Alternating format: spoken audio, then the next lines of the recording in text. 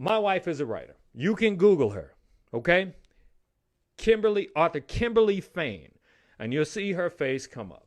You can go to kimfain.com. My wife's books are everywhere. They're in like in universities, in Harvard, Stanford, in school, Juilliard, right?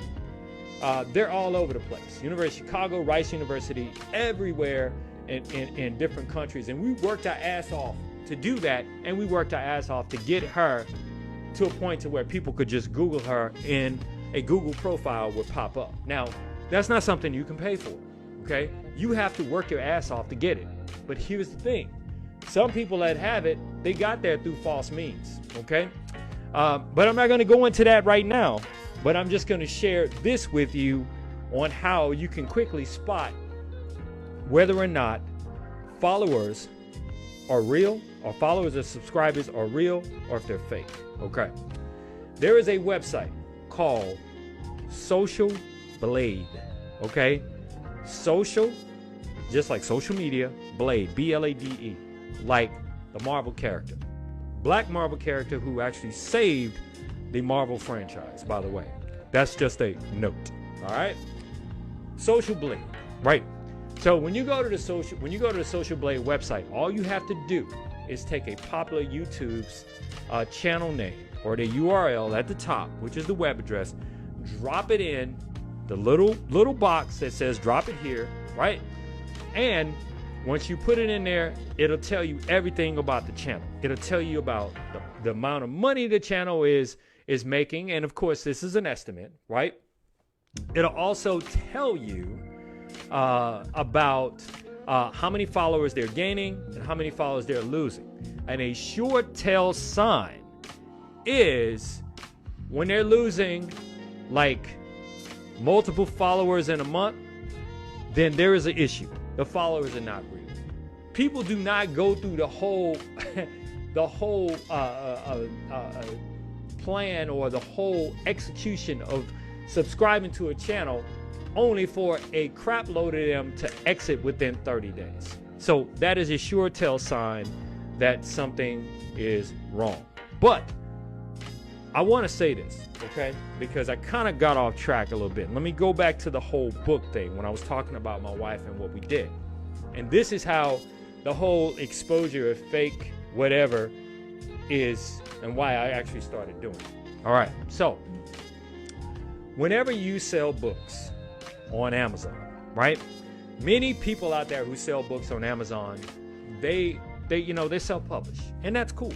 Being self-published, doing it for yourself, that's great, and it's a fantastic way to do what it is you want to do and to put your message out there. I don't have a problem with that, right? The only thing I do have a problem is when you say we are my best-selling book, and a lot of fake gurus do this. And this is how they actually leverage this, because people go to Amazon and they see their book on Amazon and they can buy their book on a barnesandnoble.com, right? Which really is just an affiliate link of the book that's being sold there, because Amazon will put it there, right? Excuse me, I'm sorry, Barnes & Noble will put it there. And, so when you Google a book, you'll see it come up because it's on Amazon, right? But here's the situation. My wife was speaking at an event, right, about her books, and I was not on the program to ask to speak.